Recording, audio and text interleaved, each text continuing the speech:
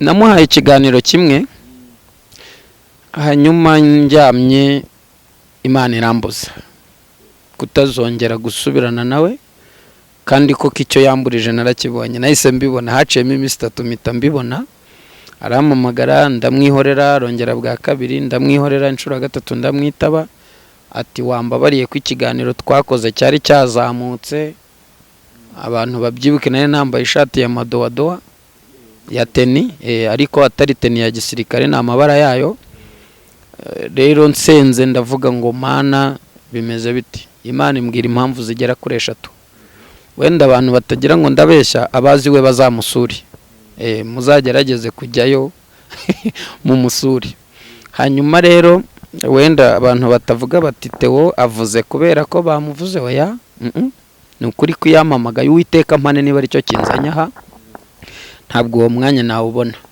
hanyuma ubwo ndagira ngo abantu bajye bumva ijambo abanyarwanda bavuze ngo nta kabura imvano nibwo yanshize ku ruhande arambwira ati nk'umukozi w'Imana umuhanuzi w'Imana Imana ihagurukije wambarije Imana ahantu nzakura kamera ndamubwira rero niba ukeneye kamera senga ese ibintu ndimo n'ibyanjye ndamubwira nti rwose inshuti yanjye Imana ufite niyo kuririmba kandi nayo ntirakura ni nuko namubwiye ndamubwira nti n'indirimbo ntagurakura ibintu by'ibiganiro bireke ejo utazakora ikosa rimwe ukiteranya n'abanyagihugu n'uwaguhaga igihumbi ntabakikiguha umwuka rero mubi uzamukiraho iyi ni message ireba umuntu wese ntagirobanura gahunda nukubaza kandi amahirwe tugize nuko Imana idusobanuriye ubwoko bw'igiti tugiye kubazamo Imana ishimwe ahantu byazaga kutuvanga nukutubwira ngo tubaze gusa ariko tutazi ubwoko bw'igiti turi bubazemo none tugize umugisha w'Imana iratubwiye ngo ni muri gofero hari ikintu cyateye Imana gufata Nowa ikamujyana muri Nyungwe cyangwa muri Gishwati cyangwa mu yandi mashyamba imwereka igiti Imana ikeneye Imana mu yandi magambo kondisiyo ni muri gofero rero kubera kumara igihe kirekire mu rugamba abantu kwihangana byabananiye mbonereho kubabwira ngo Imana ibahe kwihangana kugira ngo dushobore kubaza mu giti Imana ishaka Imana ishimwe birashoboka ko wowe ukurikiye Umusaraba TV umaze igihe ubaza mu bukode ariko ukumva urarambiwe ukajya kwikorera keredi cyamunara yaza ukajugunya urukero n'inyundo ngo Imana yarakuretse kandi yo mu kubaza yarakubwiye ngo ihangane nubwo ari mu cyumba na saro nubwo bikomeye nubwo ubayeho nabi ariko ihangano bazi uyu munsi ukajya kubajisha ideni ryo muri butike rikagutera guhindura inzira kuba umuryango wakureka ntago bisobanura ngo rambika inyundo ujye gushaka ikindi giti Imana irabizi ko umuryango wagukuyeho amaboko ibi ngibi Imana irabizi kuba nyoko buko atakwemera madamu ntabwo ari igisubizo cyo kurambika nivo na ekeri n'inyundo ihangano bazi iyi nguge nimara kuzura aleluya iyi nguge niyamara kuzura bazaza bakubwire bati twugamisheho kanyagwa we abana bacu batsinze none dore tubuze minirivare tubuze school fees nyabona wo kabyara we twugamisha ariko ntago uzabugamisha mu nkuge utabajije aha ndashaka ko abantu banyumva neza yagira ngo ngushire imbere y'Imana ngusengere Imana igukomereza umutima Uwiteka guhe kwihangana iki giti ni igiti gikomeye nawe ibaze igiti Imana yavuze izina kandi kiri hagati y'ibindi biti hari igihe muramukazi wawe aza akongeramo umunyu muri gofero agakatiramo pavro seleri ibirungo by'amoko atandukanye sha ukarara ukindagurana na musazo ukavuga utubundi najyaga heke wacu ntacyo narimbuze ihangane ndi kumwe n'umukozi w'Imana Theogene umuhanuzi w'Imana Imana ihamagaye muri minsi kugira ngo yamamaze ubutumwa bwiza bwa Yesu Kristo avuga ibyo abandi batinye kuvuga, kuko ni igihe cyo kuvuga Imana neza. Andi ubwo bagenda bayivuga nabi, haga abantu bose bapfira, ariko hacyari ibihumbi 7 bitarapfukamira Bayali. Na Imana imangukije muri urwo rwego rwo kugira ngo akore umurimo w'Imana muri iki kibuga abandi bari kugenda basiribanga. Theogene, turakwakiye mu izina rya Yesu. Murakoze cyane ku Musaraba TV. Narimba kumbuye. Narimba kumbuye nanahumuriza abantu bankunda. Ntago napfuye ndahari, nta nubwo mfunze ndahari. Abantu benshi bawumva bafite impungenge. Njyewe nzafungwa n'amakosa nakoze, ariko ntago nzafungwa nuko umuntu namwimye views cyangwa nanze kwicara kuri kamera ye. Ko n'uburenganzira bwanjye kuba nakora ikiganiro, umuntu akagenda agakatama akantu akakwirakwiza isi yose ashaka sinzi icyo babagamije, ariko ishari mufite rirabakoraho n'ukuri kose, kandi burareka mbabwiza ukuri, sibyo? Nukumva nisekera, none urabona ko naje nseka rero. Hari isomo nakuye kuri nyakubahwa Perezida Paul Kagame, buramwigiraho ibintu byinshi. Sori gato, ntago ndi umunyepolitike, ariko Imana yaduhaye umuyobozi. Nge shima umuntu akiriho, sibyo? Aha ntago ari ukwidebriya. Nimusanga ibyo mvuze wenda mvuze ibintu bifutamye, mu nkosore. Njya kumukunda bwa mbere ni ikintu kimwe yakoze, gufata ingabo yari ahanganye nazo akazivanga. Hari ukuvuga ngo agahita yubaka kiriya kintu. Nyakubahwa Perezida, thank you. Umva ko none icyongereza ndakivuze. Reka iki kintu nkivuge, nari maze igihe ubundi tugiye mu mwuka wa politiki hari ibyo twavuga, ariko uyu munsi turi kwamamaza ubutumwa bwiza, ariko nanone turi kubuvugira mu gihugu cyacu, sibyo? Abantu bamugeraho cyangwa bakunda gukurikirana ibi bintu bazamunshimire, kandi ntago nzapfa ntaramugeraho, ndabyizeye. Impamvu amaze kuvanga ingabo, izahoze ari iza leta ya mbere n'izaho bari bahanganye, akazivanga. Nahise mvuga nti mbonye umugabo muri East Africa ugize ihishurirwa rikomeye ku isi, gufata uwo wari uhanganye nawe, umwanzi wawe, ukamuhereza ikiganza ukamubwira uti yawe ijya komongana icaro rye, ni uri mu rwakubyaye, ahubwo muze twubaka igihugu. Agashigikira ubumwe. Imana imuhe umugisha. Mu buswa bwanjye iki kintu ndakivuze. Icya kabiri yakoze ni ukurwana intambara yo guca ingurube mu gihugu. Ntago zarangiye, sibyo? Azana inka, kuko nta ngurube ikamwa, hakamwa inka. Iki nacyo ni ikindi. Azanagira inka munyarwanda. Wenda nubwo bitagenda nk'uko abishaka, ariko bibaho. Icya gatatu ni ugukuraho nyakatsi. Ibi bintu bitatu nabimukuriyeho isomo rikomeye. Noneho hari ijambo yavuze ngenderaho. Yaravuze ngo njyewe nka nyakubahwa Perezida wa Repubulika Paul Kagame, ngira intambara ndwana nizo ntarwana. Ahangaha nahise mvivura, ndavuga noke ntuzemerwa na bose, ariko abakwemera uruhande rumwe turahari, kuko nta muntu ukundwa na bose. Hanyuma ngaha bajya kunteranya ngo ndi umwanzi w'igihugu, bazinduke.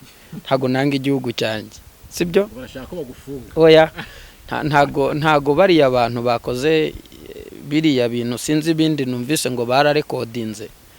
Ubuse uyu mugabo wazaga mu rugwiro akigana nyakubahwa Perezida wa Repubulika asetsa abantu, uriya ni nyakubahwa wavugaga kamera umuntu, sibyo? Mushira itangazamakuru cyangwa naho umujyana wabwira uti nyakubahwa Ribu, uyu muntu arimo arakora ibintu biterekeranye mu dutabare kuri coding. Neze n'ubwa mbere umuntu ahinduye ijwi akarigenza uko ashaka. Ibi ni iterabwoba, ubwo burashaka. Iyo ugiye imbere ya kamera ngo uyu muntu ni umwanzi w'igihugu, ni umuteroriste, wenda sinzi indimi, sibyo? ariko ngerageje kwegera bize banansobanure iterabwoba ngo si n'umuhanuzi ahubwo n'umwanzi w'igihugu. umenya uti umuntu ko atari umuhanuzi utari we. Ahubwo ikibazo ubwirwa n'iki ko umuntu ari umwanzi w'igihugu mudakorana, sibyo? Ahubwo bamvamo. Niba ndi umwanzi w'igihugu bivuga ngo twicara tukivuga nabi bamvamo, sibyo? Ahubwo babakurikirane babaze bati mutubwire amakuru yuko ari umwanzi w'igihugu mwayakuye. Ese abakorana n'imitwe n'ibindi bintu runaka noneho bakayatanga. So rero ndi imbere y'Umusaraba TV kwamamaza ubutumwa bwiza no guhumuriza abantu, kubabwira ko Yesu akiri ku ngoma. Kenshi je message nahawe niyo kubwira abantu ngo mwihane, nimutihana ishyano rizabagwira. Ingaruka z'ibyaha completely, sibyo? Rero ntago nanga igihugu cyanjye. Impamvu ni ebyiri, sibyo? Iyo nkunda kubivuga ibi bintu mba mfite impamvu zigera nko kuri 3 nshingiyeho. Impamvu ya mbere, nta sezerano ryo kuba muri Amerika ngira, nta sezerano ngira ryo kuba i Burayi, sibyo? Nta sezerano ngira ryo kuba muri Swede. Isezerano Imana yampaye muri 98 nuko izampera umugisha ukomeye mu gihugu cy'u Rwanda. Rero iyo wanga igihugu ntago Imana iguha umugisha wo muri icyo gihugu. Nyine ni ikibazo. Reka nivugire gutya, ndagira ngo mbere yuko ngira ibyo mvuga mbanze, iyo uvuzemo gakeya uraruhukamo, uraruhukamo. Ntago iyo wanga igihugu ntago Imana iguha umugisha wacyo, sibyo? Nambaye ikoti ndi mu Rwanda, nariye neza ndi mu Rwanda, naryamiye matera ndi mu Rwanda, menyekanye ndi mu Rwanda. Uwanga igihugu sasa nanjye cyangwa ntiwamenya ngo ninde, ariko sinjye. Iyaba aba bantu bose bacyanga nkuko nyanga cyakira, bagitera inshinge kikazuka, bakurikirane ahubwo ari bo. Reka ubu reka mbivuge neza. Muri iyi minsi kuvuga izina nibishaka Theogene urazamuka. Aha ntago niyemeye sinaniraririye, urazamuka, sibyo? Kuko ubu tuvugana maze kumenya iki kintu nagihishuriwe ejo, ko iyo hari izina rizamutse muricuruza mukabanza mukaricuruza ryarangira mugahindura indisije, sibyo? Rero reka twikomereze muri gahunda zindi, ako nakari gaciyemo. Ntago ari umuhanuzi ngo biki n'ibiki we wana wasaze byataye. Uyu muntu amakuru mfite mwahoze ngo mukorana. Bakoranyeho gake ntago twakorana. Ntago ari nge barwanya rero. Ahubwo ikibazo nimwe mu gifitanye ko nge ntaca no ngira. Nge nta muri comment amwandikiye bageje kumusubiza mu biganiro yakoze ati kweje wundi wamutumiye ni mwakoranye. Namuhaye ikiganiro kimwe, hanyuma njyamye Imana irambuza kutazongera gusubirana nawe, kandi ko icyo yamburije narakibonye. Nahise mbibona, haciyemo iminsi 3 mpita mbibona. Arampamagara ndamwihorera, rongera bwa kabiri ndamwihorera, inshuro 3 ndamwitaba, ati wambabariye ko ikiganiro twakoze cyari cyazamutse, abantu babyibuke nari nambaye ishati ya madowadowa ya teni, ariko atari teni ya gisirikare, ni amabara yayo.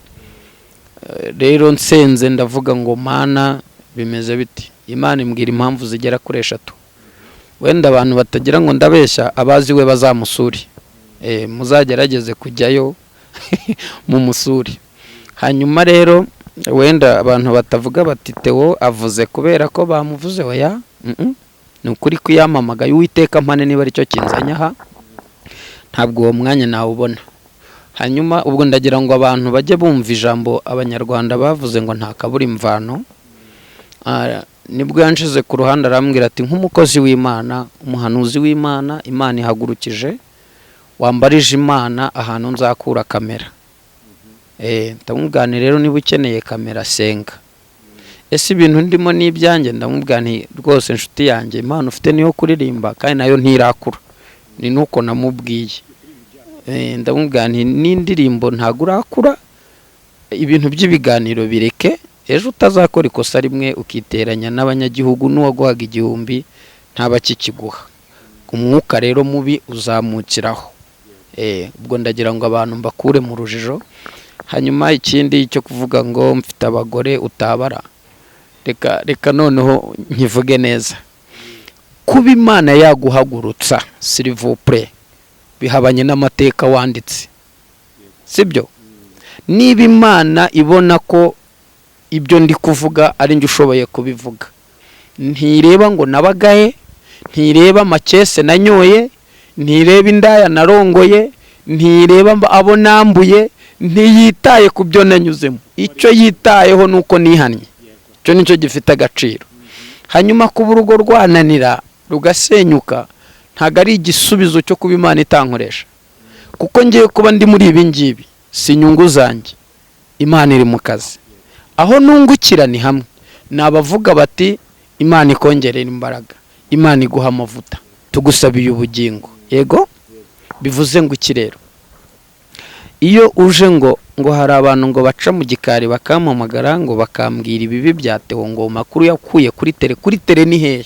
Kuri tele ni kwa Reya Mukankubana mu Ruhengeri aho mvuka, ntabwo ahazi, sibyo? Kuri tele ha kabiri naho urugo rwanjye ruri ntaho azi, sibyo? Kuba tuvugana ngize imfunguzo, sibyo? Ndibana, sibyo? Rero iwanjye warahageze nepo, warahageze. Brazil yarahageze, hari abantu bagiye bantungura bakansura. Rero reka mvuge iki kintu kugira ngo nigire mu ijambo ry'Imana, cyane ko ari naryo rinanzanye no guhumuriza abakunzi b'Umusaraba TV. Ndahari, ndi muzima, ndashima Imana. Ikintu nkunda kwihana imbere ya kamera ni igiki? Ni ukuba abantu barampamagaye, sibyo? Simbitabe, nk'ubu urabona ko ndi imbere y'ikiganiro, sinakwitaba, sibyo? Ikindi kintu kimbabaza mpora nihana ni abantu bampamagara bakanyandikira, noneho message kubera ko zabaye nyinshi, nanjye ndi umuntu, umutwe wandya, telefone nkayirambika hariya, kuko biri mu burenganzira bwanjye. Ntago rero service mu nkeneyeho ntago nihagije ku buryo nayibaha, ariko umpamagaye nkamwitaba, service ndayimuha. Nk'ubu nari maze iminsi mpugiye Masaka, hari umumama umaze imyaka 9 twite. Iyo ni inkuru yagiye itambuka cyane. Turashimira Imana ko ejo bundi igisimba cyari kiri mu nda ye cyavuyemo. Ubwo tuzamusura, dutegereje ko umwana avuka, n'ibimenyetso by'uko agomba kubyara twabibonye, tuvuyeyo. Ubu ndi hano imbere ya kamera ariho mvuye. Hanyuma murakoze kuntega amatwi, ndahari, ndi muzima, ndabakunda, mwanyeretse umutima, mwanyeretse urukundo. Hanyuma iki ngiki reka nkivuge muri ubu buryo kugira ngo ninjire mu ijambo ry'Imana. Nafashe umwanzuro uteye utya, ndimo ndasenga Imana ngo impe iyanjye kamera, mfungure iyanjye cano. Abantu banabyumve bafite umutima, ngiye ntago naza imbere ya kamera ngo muntabare, ngo Imana irambwiye ngo mungurire kamera. Nta Mana yabintumye, nta Mana yabintumye, ninjye ubyivugiye ku bw'ishyaka ryanjye n'uburenganzira bwanjye n'umutekano wanjye. Bishatse kuvuga iki? Ndashaka njye nkora ikiganiro, niba ari ijambo ry'Imana risohoka uko narivuze, ntawe ufite ibyo akatamo cyangwa ngo yongeremo ibindi. Hanyuma ariko uzajya akenera ikiganiro apfa kuba ari iyobokamana, ari ijambo ry'Imana, yemerewe kumpamagara tukaganira, kuko y'abantu bakundana burya bagirana ubusabane. Niyo message nari mfite.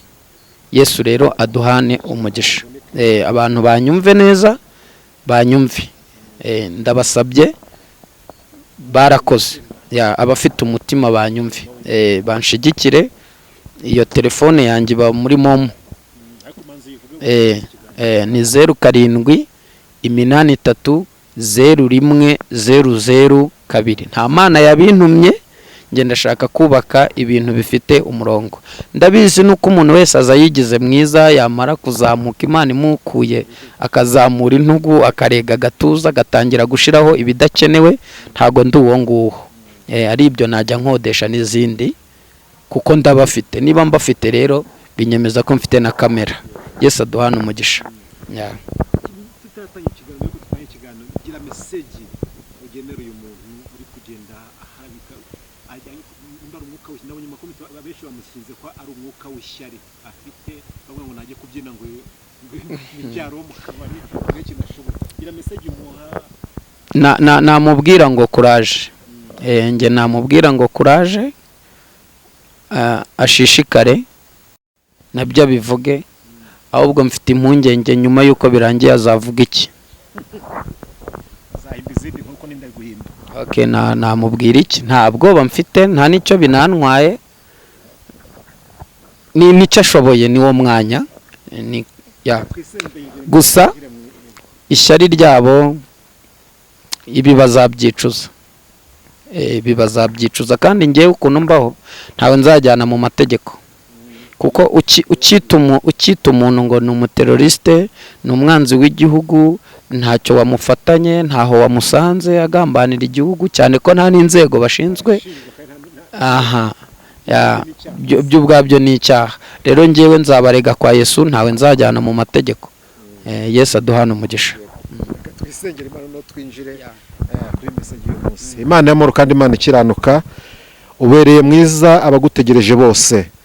Turagushimye ko watubereye Imana mu bitandukanye, kandi uyu munsi ukomeje kutubera Imana. Uyu mukozi wa Theogene, mu izina rya Yesu Kristo tugushimiye ko wamubashije kugera hano hantu, ugabwa umukoresha iby'ubutwari.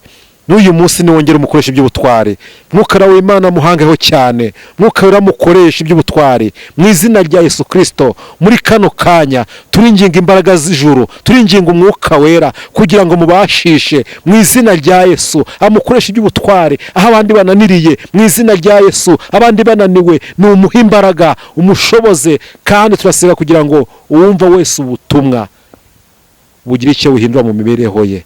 Urakoze ni mu izina rya Yesu Kristo. Amen. Reka rero tuganire ijambo ry'Imana, cyangwa se ubutumwa Imana impaye kugeza ku banyarwanda abari hirya no hino, inshuti zacu ziri muri ibyo bihugu. Iri jambo niri kugeraho uhindure uburyo, ukimara kumva iri jambo uhindure uburyo. Ni ijambo ry'Imana riri mu gitabo cy'Itangiriro, ibice 6, umurongo wa 13.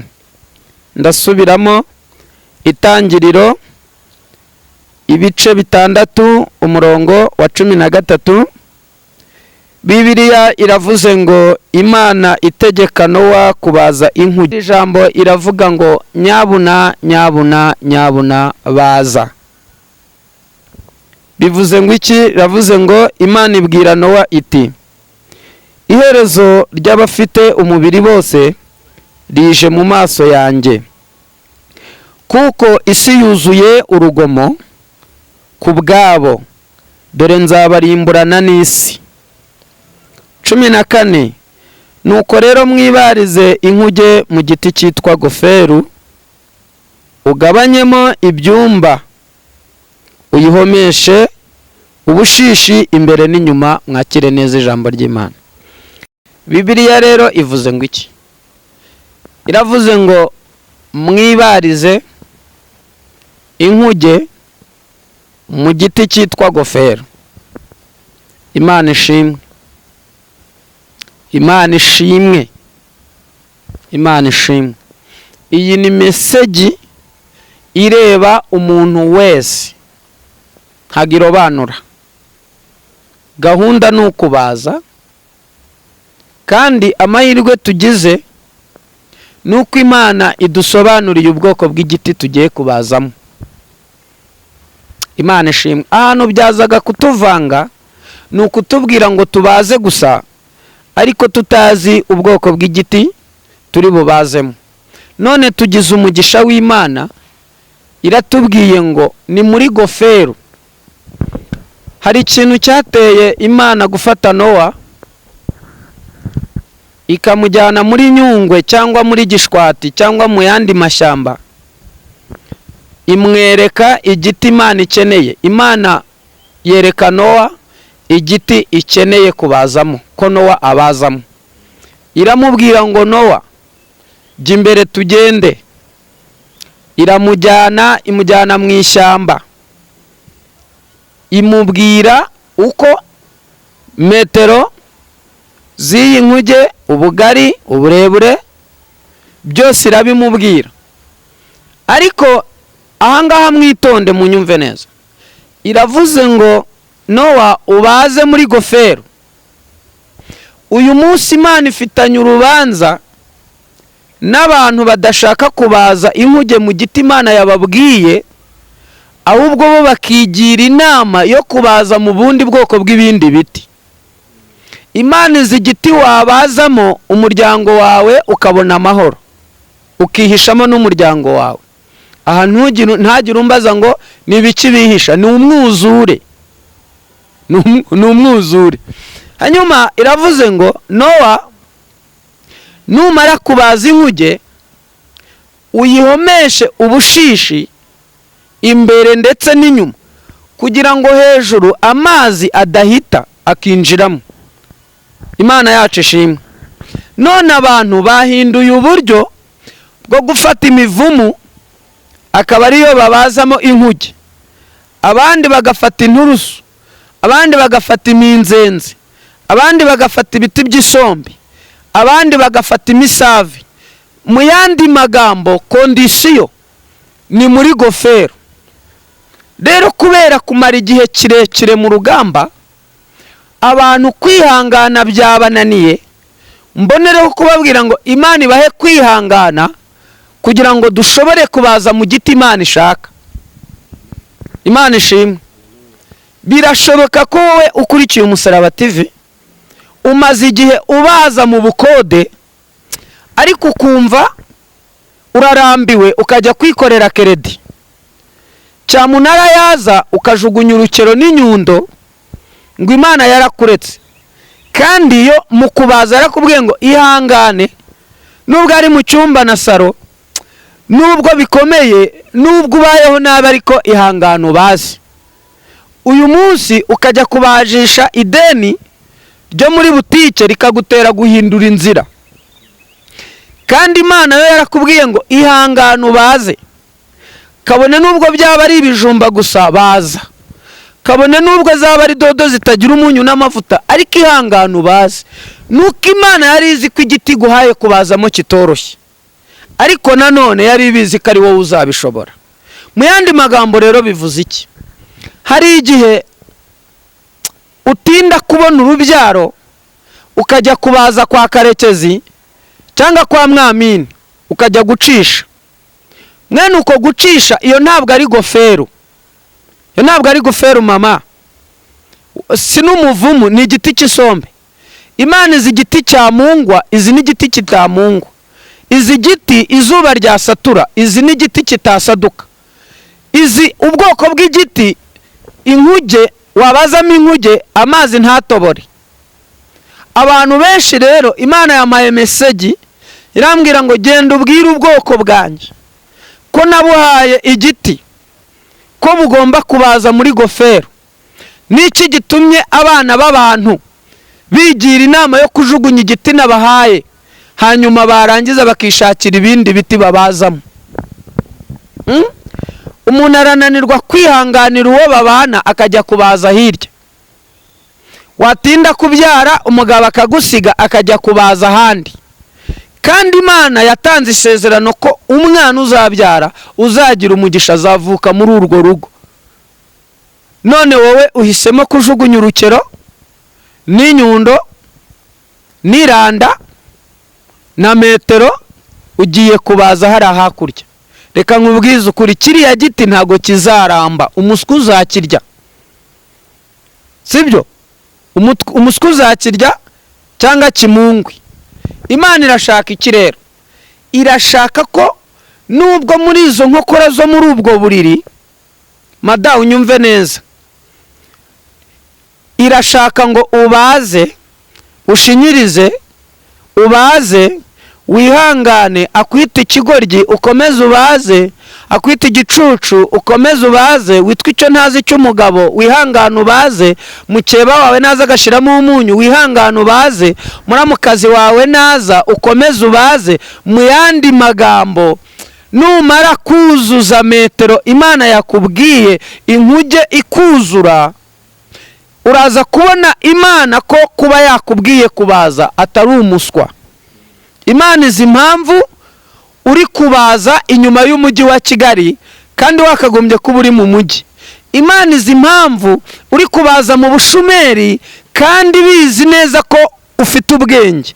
Nuko Uwiteka azi impamvu y'uko kubaza. Wijugunye urukero, wijugunye inyundo, wijugunye iranda, wijugunye metero, ihangane ubaze. Inkuge nimara kuzura, ku isoko ry'imari n'imigabane uzaba ukenewe, ku isoko ry'umurimo uzaba ukenewe. Imana yacu ishimwe. Hari abantu rero bari kubuza abandi kubaza. Umuntu akaba ari kubaza, agashinyiriza, agafunga, akima amatwi ibimuhagurukiye, hakaza umuntu agaca ku ruhande akavuga ati oya rega, uriya muntu ni umuvangirwe, uriya muntu akorana n'imyuka mibi, uriya muntu yarasaze, uriya muntu ntabwo ari muzima. Koko wabyumva bitewe n'igihe umaze mu ntambara, ugahita urambika nivo, ukarambika ekeri, ukajugunya materiyeri za gifundi, ukiruka inkuge ituzuye. Iri jambo rifite teme ivuga ngo ni gute Imana iguha igiti cyo kubaza, ikanakubwira n'ubwoko bw'icyo giti, hanyuma igiti yaguhaye ntaba ari cyo ubazamo, ahubwo ugashaka kwiyorohereza icyo urukero ruri bunyuremo vuba, icyo uri bushiremo, uri buteremo umusumari ugahita winjira. Oya, hari urubaho ufata umusumari ugatera, umusumari ugapindama. Ibyo byose Imana irabizi, sibyo? Kuba abana wabuze minirivare wijya kubaza mu gusambana kugira ngo abana bige. Oya, uwo musumari ntabwo uzatinda muri iki giti, kandi iki giti nta burambe gifite. Iki giti nta burambe gifite, umuswa uzakirya, sibyo? Umuswa uzakirya, kizamungwa, ntabwo kizaba gikomeye. Imana rero iragushakaho iki? Wowe uteze amatwi iri jambo. Abantu bihanganire systeme ndimo mvugiramo, mfite n'umunaniro kandi birumvikana, ariko message irimo iratambuka, wowe wumva ijambo ry'Imana. Nuko uvuga iki? Kuba umuryango wakureka ntabwo bisobanura ngo rambika inyundo ujye gushaka ikindi giti. Imana irabizi ko umuryango wagukuyeho amaboko. Ibi ngibi Imana irabizi. Kuba nyoko buko atakwemera madamu ntabwo ari igisubizo cyo kurambika nivo na ekeri n'inyundo. Ihangane ubaze. Iyi nguge nimara kuzura, aleluya, iyi nguge niyamara kuzura, bazaza bakubwire bati twugamishe wo kanyagwawe, abana bacu batsinze, none dore tubuze minirivare, tubuze school fees, nyabona wo kabyarawe twugamisha. Ariko ntabwo uzabugamisha mu nkuge utabajije. Aha ndashaka ko abantu banyumva neza. Iyo utinze mu bukode cyane, atari kuzira ibyaha, utazira ubwibone, utazira ubwiyemezi, atari inkoni y'Imana, iyo Imana igutabaye ugira abapangayi nawe. Ariko ubagira kubera iki? Kuko wakuye isomo mu kuba mu nzu z'abandi. Rero iki kintu ndashaka abantu dufatane mu maboko. Yego, abantu dufatane mu maboko. Niba Imana iguhamagaye gusengera abarwayi, irabizi ko hari abatazahita bakira ako kanya, bazatinda ku gisasiro ariko bakazakira. Rero wirambirwa gusengera abantu, wijugunye intama kubera ko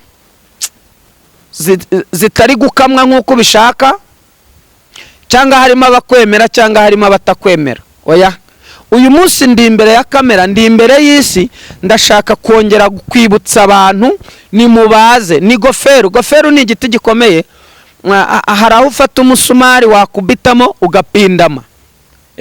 niba hari ikintu kigora ni ugufata inyundo n'umusumari ukagenda gutera muri goferu, ugasanga abana barizinze, umutoya yaryamye ku mukuru, umukuru yegamiye igikuta, ise yaba agutanye yagiye, hanyuma ugataha ukavuga uti se w'amana we, izi ngutiya ndi buzirinde noneho ubundi bwihagarareho bikunde. Ugahitamo rero guhita unyura ku ruhande ukavuga uti oya, aho kugira ngo abana banjye bapfe, reka nemere njye kubaza mu muvumu, reka njye kubaza mu mukindo kuko ari cyo giti cyoroshye. Oya mama, ihangane, Imana yabaguhaye izi naho izabageza, kandi icyo bazavamo nicyo bari kuzira.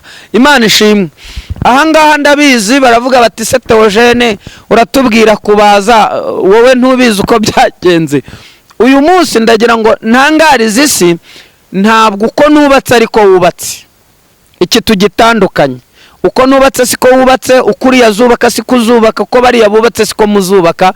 Umuntu wese agira igeno rye. Impamvu nkoresheje iki kintu ni iki: hari ibintu byo kwihanganira ukabona pe ugomba kubirenza amaso ukihangana. Hari urugero ruto, hari nk'umugabo ushobora gutaha agafata telefone y'umugore we akareba abantu bamwandikiye. Ntabwo ruriya ari uruhinja rwo kutandikirwa. Reka iki kintu nyivuge muri iyi teme yitwa kubaza, mumbaze impamvu mbivuze.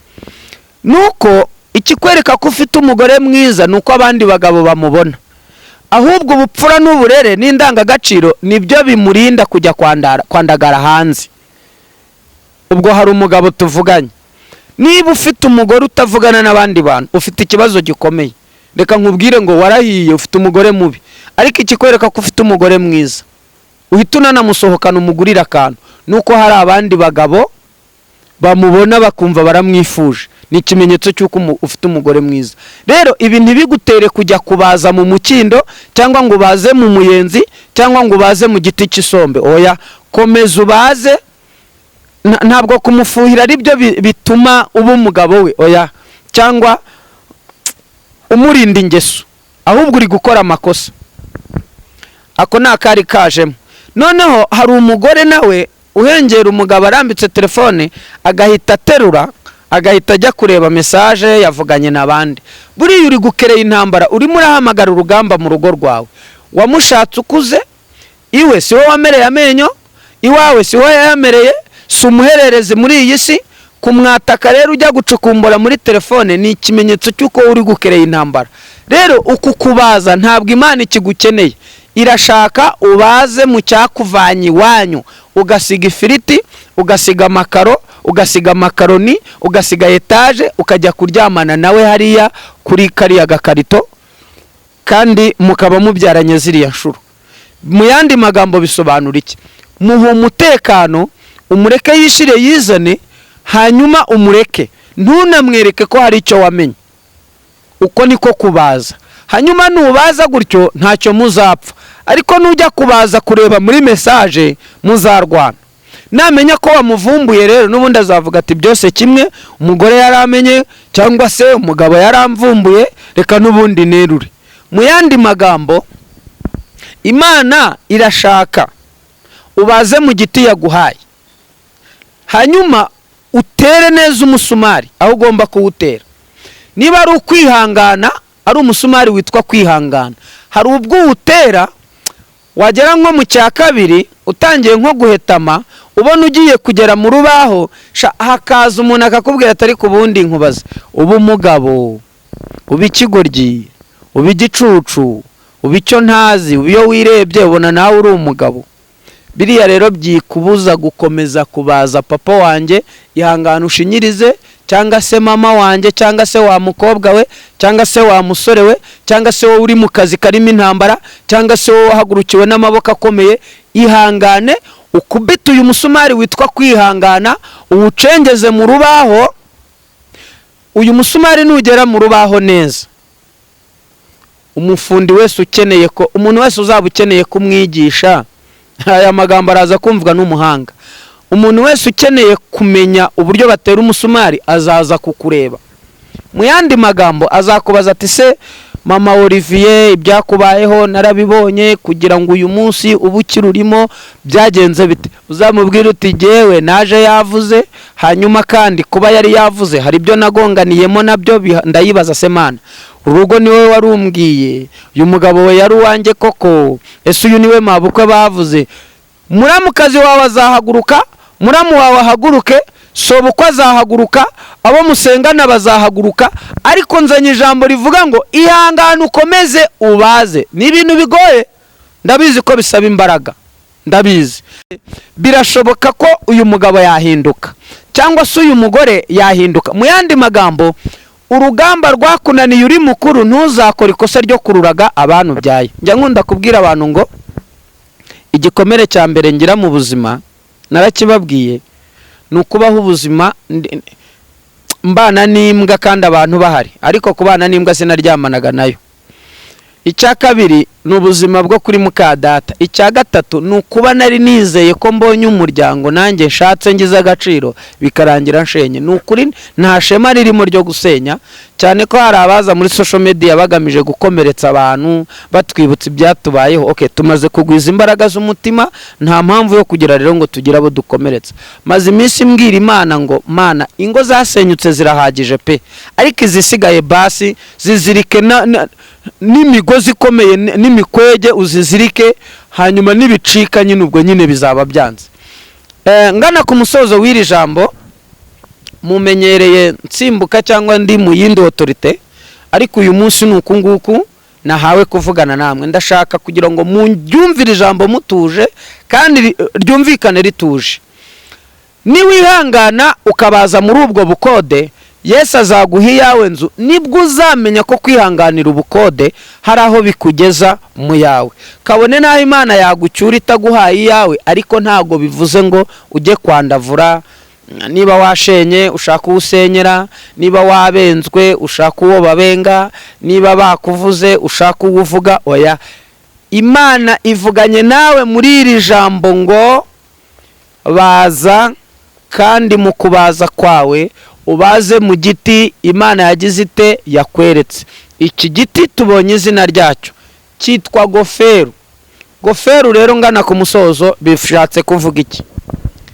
Goferu bisobanura igiti gikomeye cyangwa se ikibazo uri kubona nk'ibuye imbere yawe, ukireba ukabona wowe ubwawe ntufite icyo uri bugikoreho. Goferu iyo ukojejeho urukero, amenyo y'urukero araranduka, arahunguka. Goferu ufata umusumari wakubitamo, umusumari ugapindama, iyo ni goferu. Goferu ntabwo ari igiti wibonera uko wishakiye ngo upfe gufata iranda usunika uko ubyumva. Ni icyitonderwa. Mu yandi magambo bishatse kuvuga iki? Hari ubuzima ubamo bumeze nka goferu, hari situation wisangamo imeze nka goferu. Ntabwo gukwepa goferu ariho ubutabazi buri, ahubwo kwihanganira kubaza muri iki giti Imana yakubwiye. Niba Imana itarakubwiye ngo sohoka muri ruriya rugo, urazinga ujye ihangane. Niba Imana yakubwiye ngo uriya niwe mugore wawe, wa mugabo we, uramuta se? Hanyuma nuterura umuyenzi, nuterura umuvumu, n'akazi kawe. Irabizi ko nubwo uyu mugore yaba ari goferu, Imana izi impamvu yamuguhaye. Nubwo uyu mugabo yaba ari goferu, izi impamvu mwahuye. Imana niyo ifite impamvu. Nubwo ubu bushomeri ari goferu, Imana izi impamvu uri umushomeri. Ndagira ngo ngushire imbere y'Imana ngo usengere, Imana igukomereze umutima, Uwiteka aguhe kwihangana. Iki giti ni igiti gikomeye. Nawe ibaze igiti Imana yavuze izina kandi kiri hagati y'ibindi biti. Hari igihe muramukazi wawe aza akongeramo umunyu muri goferu, agakatiramo pavuro, seleri, ibirungo by'amoko atandukanye, ukarara ukindagurana na musaza ukavuga utubundi najyaga heke iwacu ntacyo narimbuze. Ihangane uyu musaraba muramukazi wawe uri gushiramo umunyu, umusaza wikorera azamenya ko wari umugore. Ngana ku musozo rero, umuntu rero amenya agaciro kundi ari uko atamufite. Umuntu amenya agaciro k'ikintu ari uko yagitakaje. Ntabwo uzigera usobanukirwa impeshyi utazi iki igihe cy'itumba. Umuntu wese amenya agaciro k'inyenyeri mu gihe cy'umwijima. Ntabwo iyo uri mu gicuku ukwezi kukamurika nibwo umenya agaciro k'urumuri. Mu yandi magambo uwagutaye azamenya icyo uri cyo mu gihe cya nyacyo. Ihangane ubaze. Baza muri korari nubwo ufite ijwi rigoramye, ihangane baza, kuko Imana izi impamvu iryo jwi ridakenewe. Mu bantu ntirikenewe, niyo ni fomu ntikenewe, ariko Imana irakubonamo ubutwari bwo kuyiririmbira. Haleluya! Imana ishimwe. Nubwo ushumbya batakwemera, nubwo ushumbya bamutareshya, nubwo nyine bitoroshye, ariko ihangane ni muri gofero. Hari abantu bigize abahatari bashaka gukura gofero muri korari. Iyi gofero izagutyaza dirija, perezida wa korari, iyi gofero igomba kugutyaza, sibyo? Umuturanyi azagutyaza, umwana wibyariye azagutyaza, umugore wishakiye azagutyaza, umugabo mubana azagutyaza, ku kazi hazagutyaza, muri gare hazagutyaza, mu modoka hazagutyaza, muri ofisi hazagutyaza, umushahara mucyo uzagutyaza, nubana mwinshi uzagutyaza. Icy'ingenzi Imana iragushakamo ngo ubaze mu giti yavuganye nawe. Abantu rero mugabanye kujya kwishakira ibiti byoroshye, muri bukubitemo umusumari ugahita wirukanka, mwanyuzamo urukero bigahita birangira. Ntabwo umutumba w'insina ntago bajya bawutindisha tuwarete, kuko uko ugenda wuma ugenda ujenga, wawusutamaho umanukamo. Teza amatwi ijambo ry'Imana, aho kuri icyo gitanda uryamyeho, aho muri ubwo buzima, aho ngaho udafite uwubaza, aho udafite ukunganira, aho muri cyamunara, aho ngaho ubona ugiye guseba, aho muri iyo goferu, aho ngaho wabuze pfo na ruguru, aho wabuze uwuhereza abana ngo abakurerere byibura icyumweru kimwe, aho muri piriyave, aho mu nzara, aho mu shomeri, aho mu burwayi, aho mu magambo, aho muri ibyo byose, aho kuri iyo nda, aho muri iyo situwasiyo, ndahamagarira Imana imbere y'Imana isumba byose, Imana nkorera, niguha uburyo igukomereza umutima, ubaze mu giti Imana yavuganye nawe. Wa mukobwa we wijugunya goferu kubera kubenzwe gatatu bukwe bupfuye, oya, ihangane. Igisubizo si ukwishingira, igisubizo si ugutwara inda, igisubizo ni ukwihangana. Wa mumama we wizinga, wa mugabo we witurugo, wa musore we wikora amabara, ihangane. Wowe uteze amatwi ijambo ry'Imana, nubwo ari muri gofero, nubwo bitoroshye, nubwo bikomeye, Imana yaguhitiyemo iki giti izabana nawe kugeza ugeze ku nsinzi y'inkuge, mu izina rya Yesu. Reka rero dushimire Imana kandi dusenge. Data, mu izina rya Yesu, sengeye abantu bawe mwami bahawe igiti cyitwa goferu, bagomba kubaza byanga byakunda, kuko uzi ko insinzi yabo izaboneka ari uko inkuge yuzuye. Ndasenze ngo imbaraga z'Imana, haleluya, zimanuke zibagereho, ukuboko kwiza kw'Imana kubaneshereze abatakaje impano yo kwihangana. Kugira ngo umuntu abaze muri iki giti bisaba kwihangana, kugira ngo umuntu abane n'utamukunda bisaba kwihangana, kugira ngo umuntu agendane n'utamushaka bisaba imbaraga. Niyo mpamvu usengeye imitima umuntu wese ukimara kumvira ijambo ryawe. Mpamagaye imbaraga z'Imana, mpamagaye amavuta y'Imana, ikiganza cyiza cy'Imana kimukomeze mu izina rya Yesu. Abafite amadeni n'ubishurize, abarwayi n'ubakize mu izina rya Yesu. Ndakuzaho imbaraga z'igisuzuguriro mu izina rya Yesu. Ndasenya umwuka w'icyangiro, ndahamagara imbaraga z'igikundiro. Ndasenya umwuka w'ikibengero, ndahamagara umwuka, haleluya, wo kugira ngo abantu bawe bakurwaho igitutsi n'igisuzuguriro. Amahoro, abaturwanya ntibazabura, abatuvuga nabi yo mu mahanga ntibazabura, abagenda biyorosha uruhu rw'intama ntibazabura, ariko utubereye maso turabyizeye. Uwiteka, ndasenze iyi cano Umusaraba TV, abayihagurukiye ni benshi, kandi reka bayihagurukire nta kintu bitwaye, nuko twamaze kumenya ko uyu murongo wari wawuvuzeho, uyu murongo ni wowe wari wawuvuzeho. Uwiteka, ndasenze komeze gutanga igikundiro, ivuga butumwa ry'umumaro, bakomeze guhembura imitima ya benshi mu izina rya Yesu. Ndavuze ngo ufite ibipfuye wese ntazigera afata kuri iyi mikoro mu izina rya Yesu. Abayihagurukiye bakubiswe hasi, abatuziye bakubiswe hasi. Ndasenya imbaraga z'ishari, ndasenya imbaraga za jaruzi, nirukanye imyuka mibi, imbaraga z'abakobanyi, abazimu n'abadayimoni. Inda nini ndayubika, ndafata iminwa yose ihagurukiye kurwanya Imana ndavuna mu mavi, ndasenya, ndarimbura abahagurukiye gukobanya izina ry'Uwiteka mu izina rya Yesu Kristo w'i Nazareti. Reka izina ryawe ryamamare Mana, iri jambo rikimara kugera hirya no hino mu isi, imitima ya benshi ihembuke, imitima ya benshi Mwami yongera kongera kumva ubutumwa bwiza mu izina rya Yesu. Hari abari bararambitse urukero, mpamagaye imbaraga zo kuruterura. Hari abari barajugunye inyundo, Mwami ndavuze ngo bongere baterure. Hari abari baravuye mu murimo kubera goferu yari ikomeye. Ni igiti gifite amapfundo, ni igiti gikomeye, ni igiti ukoraho ukibaza icyo wavukiye, ni igiti uterura ukibaza niba uri umuntu nk'abandi. Ariko imbaraga z'Imana ndahamagaye Mwami, muri korari mwemere kubaza mu murimo w'Imana, mwihangane mubaze hirya no hino mu isi, mwihangane mubaze muri izo nkokora zo mu buriri, mwihangane mubaze muri ibyo bitutsi bitandukanye, mwihangane mubaze. Imana izabaneshereza. Nurakoze Yesu, ndagushimye ko wumvise gusenga kwanjye mu izina ryawe ryera, amen. Imana ibahe umugisha, tuzasubira ubutaha. Shalom, mugire amahoro aho muherereye hose mu isi. Ndabakunda cyane, mujye munsengera, mushira imbere y'Imana. Nahagurukiwe n'imbaraga zikomeye, ariko ukuboko k'Uwiteka gufite imbaraga kubarusha. Amen.